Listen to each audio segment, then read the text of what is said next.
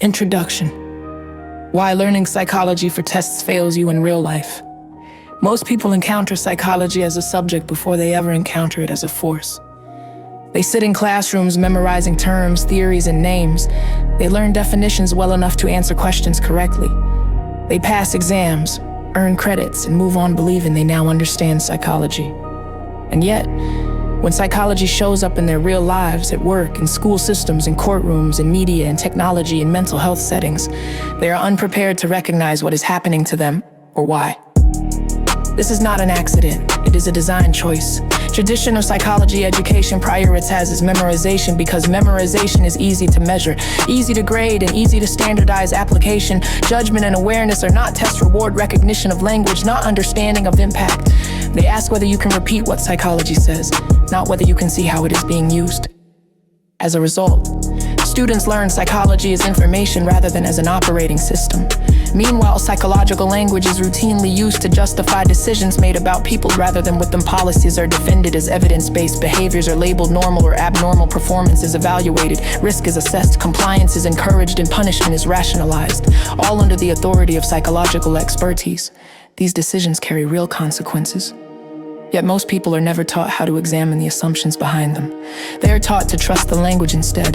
This book begins from a different premise. Psychology is not neutral and it is not optional. Whether you study it or not, psychological principles are already shaping how you are evaluated, motivated, categorized, and controlled. You live inside psychological systems long before you choose to learn their names. Knowing psychology only well enough to pass a test does nothing to prepare you for that reality.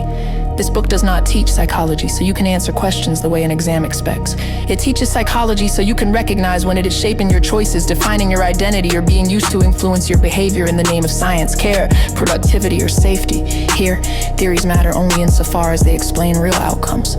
Studies matter only insofar as they affect real lives, or context matters, or because it reveals whose interests were served and whose were ignored. If a concept cannot be tied to lived experience, institutional power, or personal consequence, it does not belong here. The goal is not mastery of terminology. The goal is psychological literacy. Psychological literacy means knowing how behavioral systems operate, where their limits are, and how their authority is constructed. It means recognizing manipulation without rejecting knowledge and questioning claims without retreating into cynicism. It means understanding enough to decide when psychology is helping and when it is being used to manage, justify, or contain. This book assumes you are capable of judgment. It does not ask for obedience to experts or loyalty to schools of thought. It asks only that you pay attention to how explanations function in the real world. The chapters that follow do not begin with theory. They begin with recognition. They move from subtle influence to over-control, from everyday environments to institutional power, and finally to the classifications that determine how people are treated. By the end, you will not know psychology in the academic sense. You will know how to see it.